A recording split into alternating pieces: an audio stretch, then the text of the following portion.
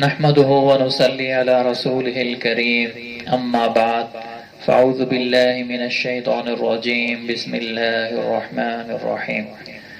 میرے عزیز محترم بھائیو، بزرگوں اور دوستو، ادب انسان کو کہاں سے کہاں تک پہنچا دیتا ہے کہ ہم سوچ بھی نہیں سکتے۔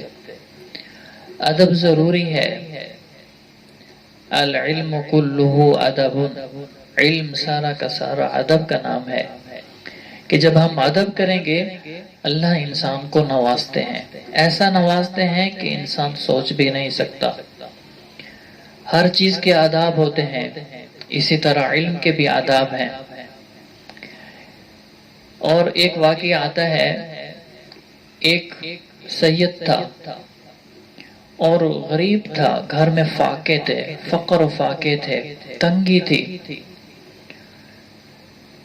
کیونکہ سید تھے اور کسی سے سوال بھی نہیں کر سکتے تھے، صدقہ بھی نہیں لے سکتے تھے، زکوٰۃ اور عشر بھی نہیں لے سکتے تھے۔ گھر میں بچے تھے، بچیاں بچے تھے اور بوڑھے تھے، تو بہت پریشان تھے۔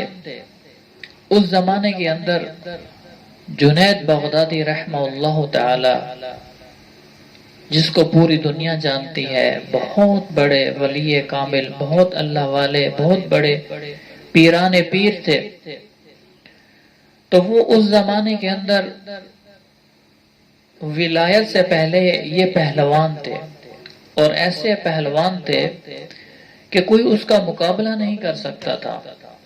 بادشاہ کا وہ پہلوان تھا، بادشاہ نے چیلنج دیا ہوا تھا، جو اس کو ہرائے گا میں اس کو اتنا اتنا انعام دوں گا، اور کوئی پہلوان اس کے مقابلے کا نہیں تھا۔ اپنے زمانے کا رستم تھا، سب سے بڑا پہلوان تھا۔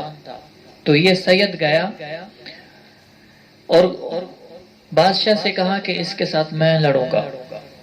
بادشاہ نے کہا تو کمزور آدمی ہے، بوڑھا آدمی ہے، یہ پہلوان ہے، یہ تو پہلوانوں کو بھی مار دیتا ہے، تو اس کے ساتھ کیا لڑائی کرے گا؟ اس نے کہا نہیں، اس کے ساتھ میں لڑائی کروں گا اور میں اس کو ہراؤں گا۔ تو بادشاہ نے کہا ٹھیک ہے۔ میلہ رکھا گیا اور پورے معاشرے کے اندر، شہر کے اندر اعلان ہوا کہ جنید بغدادی پہلوان کا مقابلہ ایک بزرگ سے ہے، وہ کہتا ہے میں اس کو ہراؤں گا۔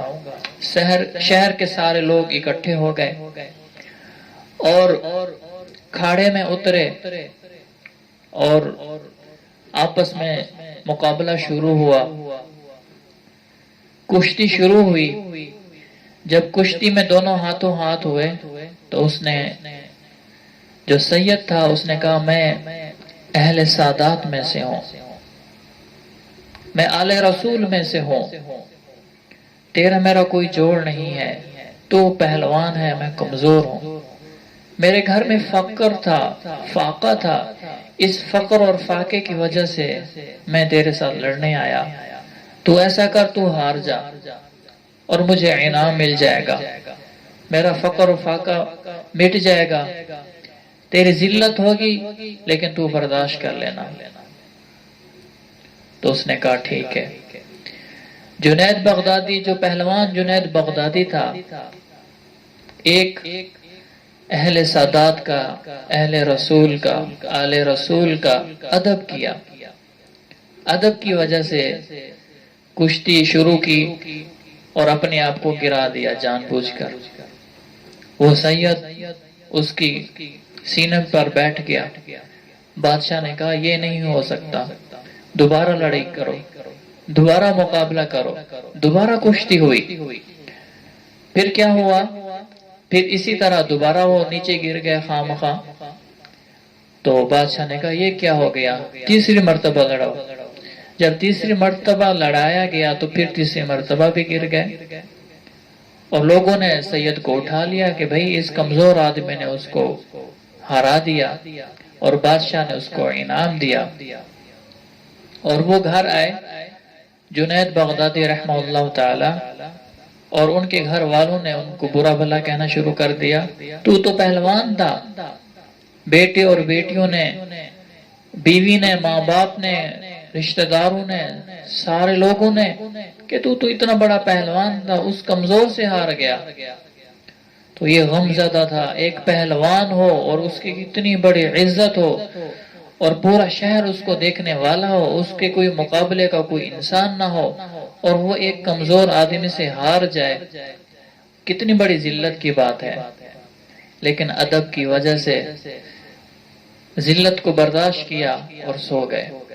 جب سوئے تو اللہ کے رسول صلی اللہ علیہ وسلم کی زیارت ہوئی، اور اللہ کے رسول صلی اللہ علیہ وسلم نے فرمایا تو نے میرے اہل بیت کی عزت کی، اللہ تجھے دنیا میں بھی عزت دے گا اور آخرت میں بھی عزت دے گا۔ سبحان اللہ، اللہ نے ان کے دل کو منور کیا۔ جب وہ اٹھے ان کا دل اللہ کی معرفت سے بھر چکا تھا، اللہ کی محبت سے بھر چکا تھا، اللہ کے قرب سے بھر چکا تھا، اللہ کے عشق سے بھر چکا تھا، دین کی محبت سے بھر چکا تھا، اللہ کے رسول کی محبت سے بھر چکا تھا۔ جب وہ اٹھے، جب وہ سویا تھا جنید پہلوان تھا، جب وہ اٹھا وہ کیا تھا؟ ولی اللہ تھا، ولی اللہ بن کر اٹھا۔ سویا تھا پہلوان تھا، جب اٹھا اور اللہ کا ولی بن کر اٹھا، اور اس کو پوری دنیا جانتی ہے، ایسا اللہ والا تھا۔ ایک دفعہ اس کا چھوٹا سا واقعہ، اس کی فراست کا، بہت سارے واقعات ہیں، ایک چھوٹا سا واقعہ۔ تو ایک نصرانی آیا اور جبہ پہنا ہوا، پگڑی پہنی ہوئی، روشن چہرہ، تو آپ کے سامنے آ کر بیٹھا اور پوچھا ایک حدیث جس کا ترجمہ یہ ہے کہ مومن اتقوا فراست المؤمن فإنه ينظر بنور اللہ عز وجل، کہ ایمان والے، اللہ والے کی فراست سے بچو، کیونکہ وہ اللہ کے نور سے دیکھتا ہے۔ اللہ کے ولی کی فراست سے بچو کیونکہ وہ اللہ کے نور سے دیکھتا ہے۔ تو کہا کہ اس حدیث کا کیا ترجمہ ہے؟ تو انہوں نے جب اپنی نظر اٹھا کر اس کے چہرے کی طرف کی تو اس کو کہا او نصرانی، اٹھ کلمہ پڑھ، کیونکہ وہ نصرانی تھا، مسلمان بن کے آیا تھا، مسلمان کی شکل میں آیا تھا، تو اس کے تو پسینے چھوٹ گئے۔ کہا میں آپ کو اللہ کی قسم آزمانے آیا تھا، تم اتنے بڑے شیخ بنے پھرتے ہو، میں آپ کو آزما رہا تھا کہ آپ واقعی شیخ ہیں یا نہیں ہیں۔